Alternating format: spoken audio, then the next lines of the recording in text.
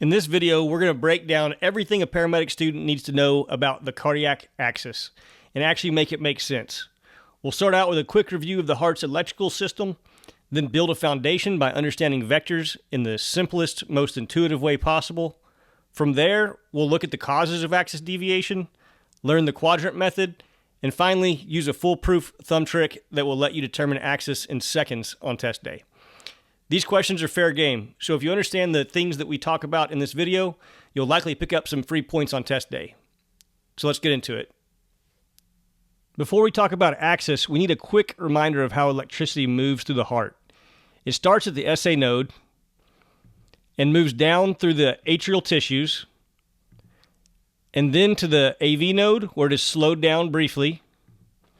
As it enters the ventricular tissues, it first passes through the bundle of His, then it splits into the left and right bundle branches, and finally through the Purkinje fibers. This is where the ventricles depolarize, and this is what creates the QRS vector that we're about to analyze. The QRS axis is the direction that ventricular depolarization moves overall. It's a vector, and understanding that concept is the whole key. This is the hexaxial reference system, the compass that we use to describe ventricular depolarization. We're viewing the heart as if we're looking at our patient, so their left is on our right, and vice versa. So this is the left side of the heart, and this is the patient's right side of the heart. 0 degrees is pointing to the patient's left, positive 90 degrees points down, and negative 90 degrees points up. Every axis we'll talk about today lives somewhere on this wheel. If you want a dedicated breakdown of this diagram, check out our ECG lead views video. Now, we've used the term vector a few times already, but what is a vector? A vector is a quantity that has both magnitude and direction. When it comes to the QRS axis, the direction of this vector, or the sum of these vectors, can tell us a lot about the health of the heart. The heart generates electrical vectors as depolarization spreads through the cardiac muscle. Every single myocyte creates an impulse, or in this image, a tiny arrow with a direction and with a magnitude. When you combine all of these arrows, you get one final vector, and this is the QRS axis. And if you've taken physics, you may remember the tip-to-tail method for adding vectors together. So let's walk through that in a way that will actually make sense. Let's look at the tip-to-tail method. If you have a vector that goes 4 units left and another vector that goes 4 units to the right, they cancel each other out. You have a net displacement of 0. Let's look at this using a neighborhood analogy. Imagine leaving your house and walking 4 blocks west and then 4 blocks east back home. Your total path was 8 blocks, but your net displacement is 0. That's all a vector is, a straight arrow that points from where you started to where you ended up. And in this case, the place you started is the same place that you ended up, and so there is no vector. Now let's look at additive vectors. 2 units to the right plus 4 units to the right equals 6 units to the right.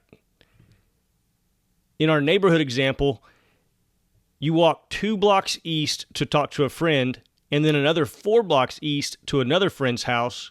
Your net displacement is 1, 2, 3, 4, 5, 6 blocks to the east. So the final vector is a single arrow pointed 6 units east, regardless of how many steps it took to get there. This next one looks a little more complicated, but the idea is exactly the same.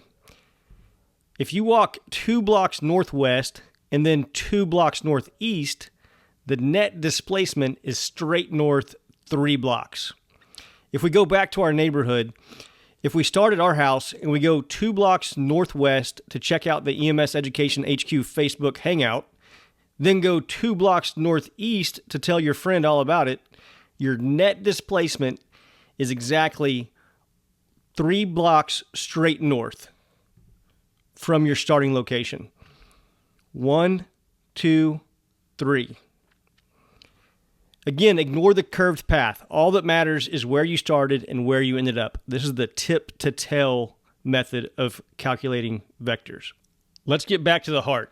Ventricular depolarization spreads in many directions, but when we add all those vectors together, like we talked about, tip to tail, the final arrow, the net vector, points toward the apex of a healthy heart. If one side of the heart is bigger, that creates more vectors in that direction. If part of the heart is dead from a myocardial infarction, vectors disappear from that region. And if depolarization starts somewhere abnormal, the axis shifts accordingly. That's why disease states change the axis. This chart summarizes the 4 major quadrants of the hexaxial system and the most common causes of deviation in each direction. We're going to walk through each quadrant so that you understand why these things cause axis shifts, which means that if you understand the why behind it, you have a foundational knowledge that will allow you to work through any of these problems on test day without having to memorize this chart. In a normal, healthy heart, the left ventricle dominates electrically, so the axis points down and slightly to the left, between negative 30 degrees and positive 90 degrees. These two numbers are incredibly important to remember. A normal heart axis falls between negative 30 degrees and positive 90 degrees. I don't have any fancy way to remember these numbers other than seeing them repetitively. If you have a good one, please share it with us in the comments. The first pathologic axis that we're going to look at is left axis deviation. This happens when the vector is pulled to the left, towards the left side of the heart. The QRS axis falls between negative 30 and negative 90 degrees. Most commonly, this is caused by things like left anterior fascicular blocks, left ventricular hypertrophy, an inferior myocardial infarction that knocks out the opposing vectors, or a ventricular pacemaker. Let's look at each of these to understand why they cause left axis deviation. And again, if you can get this part down, there will be no need to memorize these lists because you'll have a strong foundational knowledge that will allow you to reason through these problems. In left ventricular hypertrophy, the left ventricular wall becomes thicker. If we compare the heart with left ventricular hypertrophy to that of a healthy heart, we can appreciate the increase in the wall thickness in the patient that has left ventricular hypertrophy. This right here is left ventricular hypertrophy. Again, it's much thicker compared to the healthy heart. So more muscle means more myocytes, and more myocytes produce more vectors. So when we add those additional vectors in the heart that has left ventricular hypertrophy, the final vector that we get points increasingly towards the left side of the heart. This is a good one to know because LVH is one of the most high-yield causes of left axis deviation. Now let's take a look at bundle branch blocks. What would happen if we had a bundle branch block? How can we anticipate the QRS axis to change in response to that? In a healthy heart, we have that wave of depolarization moving along each bundle branch, the left and the right. But if we block that left bundle branch, that wave of depolarization is no longer able to move through that pathway as easily as it did before. I want you to think of this as a bottleneck of sorts, or like a highway system where everyone's having to merge into a single lane. So if that happens, that slowing down of the wave of depolarization increases the magnitude of that wave. Additionally, some of those waves exit the highway earlier and go around that bottleneck. Now that we have increased the magnitude and changed the direction of those vectors, because of that left bundle branch block, we can see that if we add those together, tip to tail, it moves the overall axis toward the left, creating a left axis deviation. Now, what if instead we had a right bundle branch block? How would you expect that axis to change in this situation? I hope that you're saying that the axis would shift towards the right, because we are increasing the size of our vector pointing to the right, and we're changing that direction as we go around that bundle branch block. Therefore, we would expect to see some right axis deviation in this situation. Now, if this is too much to hold on to, let's make it even more simple. If you have a left bundle branch block, we expect left axis deviation. And then the opposite is true. If we have a right bundle branch block, we would expect to see the axis deviating toward the right. When it comes to bundle branch blocks, the axis deviates in the same direction as the block. In an inferior myocardial infarction, the inferior myocardium, shaded in gray here or black, doesn't conduct or generate vectors anymore. That area is necrotic. So the axis gets pushed away from that infarcted region. With the inferior wall gone, the remaining vectors point leftward. Inferior MI often produces left axis deviation. So if you see left axis deviation in a chest pain patient, this is an additional data point that's supporting that diagnosis or that field impression. With a ventricular pacemaker, the electrical impulse no longer starts in the normal conduction system. Instead, it typically begins in the right ventricle and then spreads towards the left. You can see in this diagram that the wires are inserted through the left subclavian vein and then into the superior vena cava, the right atrium, and then down into the right ventricle. If depolarization starts in the right ventricle and then moves leftward, the net vector shifts left as well. That's why paced rhythms commonly produce left axis deviation. Ventricular ectopy can shift the axis in either direction because it injects a new vector with its own direction and magnitude. Here, an ectopic beat adds a vector that points leftward. So the overall axis shifts toward the left. But if an ectopic focus fires in a different region of the ventricles, the added vector may point rightward instead, shifting the axis in that direction. Looking at the QRS axis in ectopy is not how you diagnose ectopy. It's just a helpful way to understand how the direction of depolarization changes when the source of depolarization changes. The key takeaway here is that ectopy can change the axis deviation, but it does it in an unpredictable manner.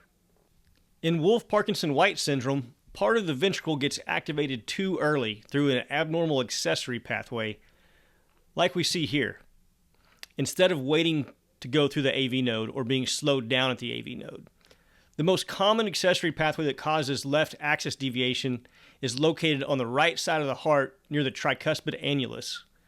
That means the earliest electrical activation begins on the right side of the ventricles. Electricity then spreads away from that site that gets activated first. If the earliest spot to depolarize is the right ventricle, the electrical push goes toward the left ventricle, often slightly upward. This shifts the overall axis to the left. On a side note, remember that we see these accessory pathways manifest on the ECG as slurred delta waves. Remember, we said that these accessory pathways bypass the AV node. And remember that the AV node is responsible for slowing down conduction between the atria and the ventricles. This delay at the AV node shows up on the ECG as the PR interval. But in WPW, we are bypassing that slowdown, so we see the P wave more quickly turning into ventricular depolarization, the QRS. Less commonly, these pathways develop on the left side of the heart, and in these instances, you would see right axis deviation. This is why you'll see charts that list WPW under causes of left and right axis deviation. That's it for left axis deviation. Next, let's look at the causes of right axis deviation. Right axis deviation happens when the right ventricle becomes electrically dominant. This is usually from some kind of strain. Causes include COPD, pulmonary hypertension, right ventricular hypertrophy, and it's a normal finding in pediatric patients. Regardless of the cause, the QRS axis will fall between 90 and 180 degrees. First, let's look at right ventricular hypertrophy, or RVH. In right ventricular hypertrophy, the process is just a mirror image of left ventricular hypertrophy. More right ventricle muscle means more right-sided vectors, pulling the axis toward the right. Acute right ventricular strain occurs in massive pulmonary embolism and severe pulmonary hypertension. Looking at this 5-chamber view, the right ventricle pumps blood into the pulmonary artery shown here. So we have the right ventricle pumping blood into the pulmonary artery. If the pressure in that artery spikes, for example, in severe pulmonary hypertension or when a massive pulmonary embolism blocks the vessel, the right ventricle acutely dilates. When the right ventricle balloons outward, all of those individual depolarization vectors shift towards the right. And when we add all of them together, tip to tail, the QRS axis shifts rightward as well. Now let's look at a lateral wall MI. For the same reason that an inferior wall MI causes left axis deviation, a lateral wall MI causes right axis deviation. Those lateral wall myocytes can't generate or conduct electrical impulses once they have infarcted. So the QRS vector is forced away from the injured area, and that shifts the QRS axis rightward. Chronic lung diseases can also cause right axis deviation, and the mechanism is the same one that we saw earlier in right ventricular hypertrophy. When lung tissue is chronically diseased, like in cases of COPD, severe asthma, pulmonary fibrosis, or pulmonary hypertension, blood flow is restricted. That increases the pressure that the right ventricle must pump against.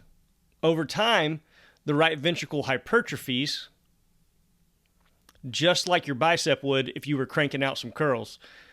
More muscle means more myocytes, and more myocytes means more right-sided vectors. So the QRS axis shifts toward the right. There's also a rare congenital condition called dextrocardia, where the heart is flipped and the apex points to the right instead of the left. If we break this word down, the Latin root dextro means right, and the suffix cardia is relating to the heart. So together, the word dextrocardia means right heart. In this scenario, the electrical vector naturally points rightward. You won't see this often, but it's worth knowing in case they throw you this curveball on test day. In younger patients, right axis deviation is completely normal. Their ventricles haven't fully developed, and their right ventricle is still dominant, just like it was in fetal circulation. Their hearts also sit a little bit more vertically in the chest, and we can kind of appreciate that in this image here on the screen. So rightward axis is expected. As they grow, the right axis gradually shifts leftward into the normal adult range. And that brings us to our last quadrant, extreme axis deviation. Sometimes you'll hear this referred to as extreme right axis deviation or no man's land. It points up and to the right. Classic causes of extreme axis deviation include ventricular rhythms, hyperkalemia, and severe conduction diseases. Let's walk through each of these. Ventricular rhythms behave just like ventricular ectopy examples that we looked at earlier. If the impulses are originating in the ventricles and then spread upwards, the net electrical vector points toward the extreme axis between 180 and negative 90 degrees. Sustained ventricular rhythms almost always produce an extreme axis deviation. And here we see something familiar again, severe right ventricular hypertrophy. And so what do you think happens if right ventricular hypertrophy progresses to the point that it becomes severe, to where you have this incredibly large right ventricle? If RVH progresses far enough, the right side becomes so electrically dominant that the QRS axis is pushed all the way up into the extreme axis. This is a late finding, but absolutely something that you can see in advanced pulmonary disease. So here's that graphic again, summarizing all the quadrants and the causes of axis deviation in those areas. Like we talked about, now that we've gone through each of these and talked about why they happen, memorizing this shouldn't be something that you have to do at this point, but it can be a useful reference for you. Now, if you're ever in a pinch, this is a quick, high-yield version of that chart, and kind of the way that when I started learning this material, the way that I framed it in my mind to remember which side of the heart and what issues cause the various axis deviations. First, we have the normal axis, which is negative 30 to positive 90 degrees, and it's symbolized by our healthy runner here. And then we have left heart problems causing left axis deviation. These include like left ventricular hypertrophy and left bundle branch blocks. And then over in the right axis, we have right heart problems or lung problems. And then it's also normal in pediatric patients. And then in the extreme axis, I like to think of the word extremis. think ventricular rhythms here. Now that you understand the physiology and the pathophysiology, you can reason through any of these. Next, let's finally get around to how we calculate the QRS axis. Before we jump into the actual axis calculations, let's talk real quick about when an ECG lead is positive and when it is negative. I'm just going to give some context here, so if you're looking for more in-depth explanations on this, check out our video dedicated to ECG lead views. If your face was the lead 1 electrode, you would be looking at the heart from the 0 degree mark.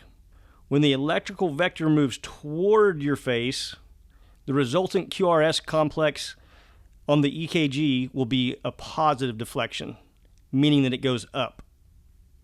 If the vector instead is moving away from the lead, the QRS complex goes down. This is called a negative deflection. Now, if your face was instead of lead 1, lead AVF, you would be looking up at the positive 90 degrees mark. And it's the same idea. A vector moving toward you results in an upward or a positive deflection on the ECG. And if it's moving away from your face or the lead, what would you expect to see? Yeah, a negative deflection. Now, there are a lot of ways to calculate the QRS axis, but the method that I see coming up in most paramedic textbooks is the Quadrant Method. So we'll take a look at that one here. And the whole thing is based off of 2 leads, leads 1 and AVF, which is why we looked at those in the last couple slides. The first thing that we're going to do is we're going to draw 3 circles, like you see here at the bottom of the screen. In the first circle, we're going to split it in half with a vertical line down the middle. The way I remember this is that it's a vertical line because the Roman numeral 1 in lead 1 is also vertical. In the second circle, we place a horizontal line across it, splitting it in half horizontally. And it's just like the 2 horizontal lines in the letter F. And then the third circle, we're going to split it into quadrants. And this should look familiar because it's now become the hexaxial system that we've talked about throughout this lesson. So first, let's look at lead 1. If the QRS complex is positive, we're going to mark the right side of the circle. Because remember, our face is lead 1 at 0 degrees, and if the QRS is positive, it means it's coming toward our face. Next, we're going to look at lead AVF. If the QRS is positive in AVF, we're going to mark the lower half of the second circle like this. And again, remember that our eyeball is lead AVF located at 90 degrees. That's positive 90 degrees. And since the lead is positive, it's a positive QRS deflection, it must mean that it's coming toward us. If in either of these scenarios it was going away from us, it would be a negative deflection, and we would indicate that on the opposite side of the circle. Now we're going to overlay those 2 circles in that third circle we created where the halves overlap, and that's your QRS axis. In this case, it's normal. Another way to look at this is to add the 2 vectors that we just derived tip to tail. Our lead 1 vector looked like this, coming out at 0 degrees, and our vector in AVF looked like this, coming straight down at 90 degrees. If we move these vectors and add them tip to tail, the dashed line that you see here is the resultant vector. And as you can see, it's within the quadrant of the normal axis. Okay, let's practice on a real ECG. First, we're going to look at lead 1. What do you say? Do we have a positive or a negative deflection in lead 1? We have a negative deflection, right? The majority of this QRS complex is below the isoelectric line. That makes it a negative deflection. And so we're going to circle the negative side of our lead 1 circle. Next, we're going to look at lead AVF. What do you say here? Is this a positive or a negative deflection in lead AVF? It's a positive deflection, right? The majority of the QRS complex, even though we have a little bit below the isoelectric line, the majority of it is above it or upward, meaning it's a positive deflection. So we're going to circle the positive side of our lead AVF circle. Now, when we put these two circles together, what do we have? We have a right axis deviation. It's this quadrant here overlapping this quadrant, giving us right axis deviation. It's really that simple. Let's see what you think about this one. I'll give you about 20 seconds on your own. And if you need more time, no worries. Just pause the video and come back here in a second and we'll answer it together.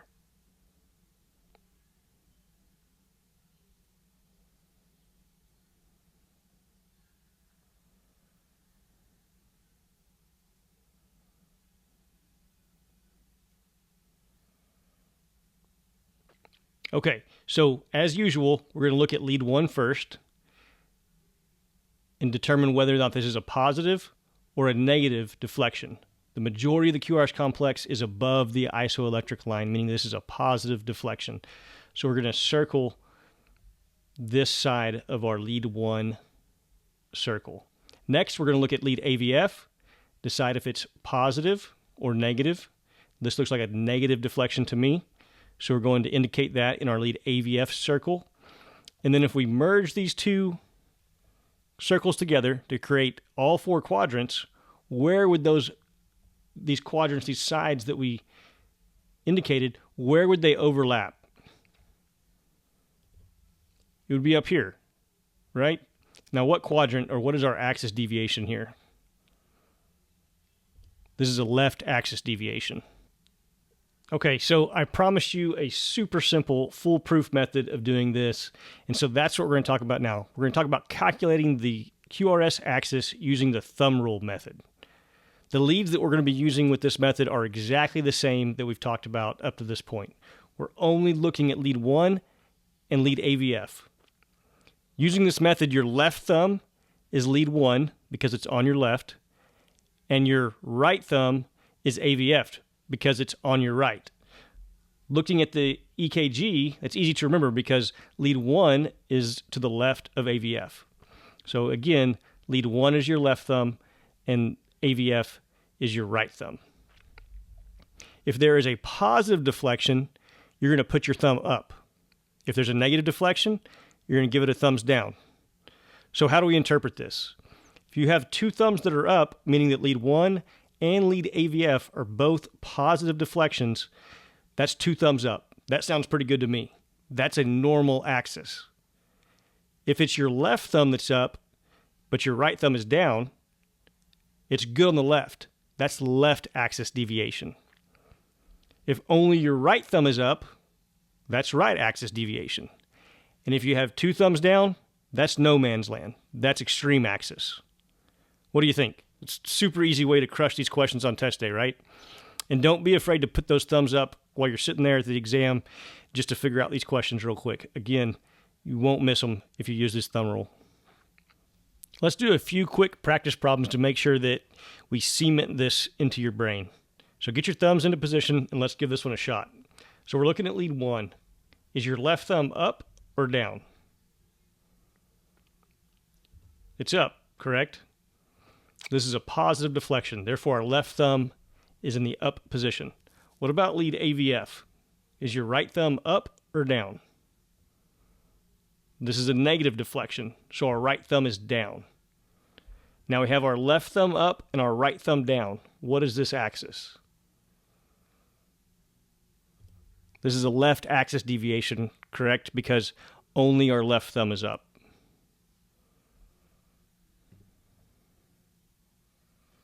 Let's compare that same EKG to our previous quadrant method. Lead 1 is positive. Lead AVF is negative. So when we overlap these 2 circles, we can see that we have a left axis deviation. What about this EKG? Take a few seconds to figure it out or pause the video if you need to. Let's take a look at it. Lead 1 is positive, so left thumb is up. Lead AVF is also positive, so right thumb is up. So we got 2 thumbs up here. So what is this axis? It's a normal axis, right? We have 2 thumbs up, so it's a normal axis. How about this one? Lead 1 is negative. Lead AVF is also negative. So we have 2 thumbs down. What is this? This is extreme axis. Okay, last one. But this time, let's see if you can remember what leads we look at when determining the QRS axis. I'm going to give you about 20 seconds to answer this on your own. If you need more time, again, just pause the video and then we'll work through it together.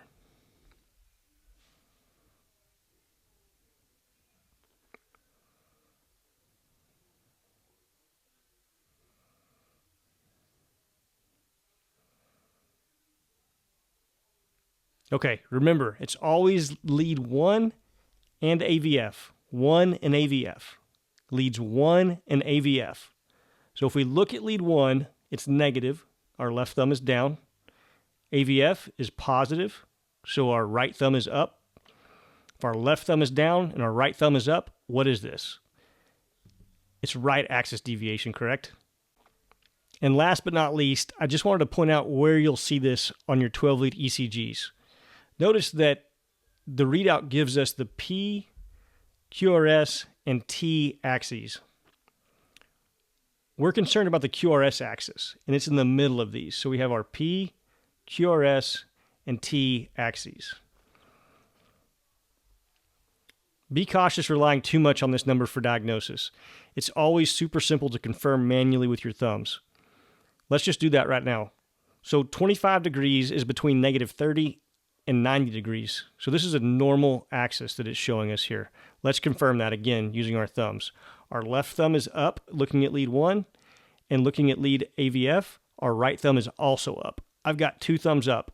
This confirms that this is a normal axis, so that 25 that we're seeing there on the digital readout is likely accurate. All right, let's wrap this all up. A normal QRS axis falls between negative 30 and positive 90 degrees. When we're thinking about causes of left axis deviation, we're thinking about the left heart. Conversely, when we're thinking about causes of right axis deviation, we're thinking about things that impact the right side of the heart or the lungs. And then always remembering that it's a normal finding in our pediatric populations. Thinking about extreme axis deviation, we think about dangerous rhythms. Anytime that we're trying to calculate or determine the axis, we're always going to use lead 1 and lead AVF, whether it's the quadrant method or our thumb rule.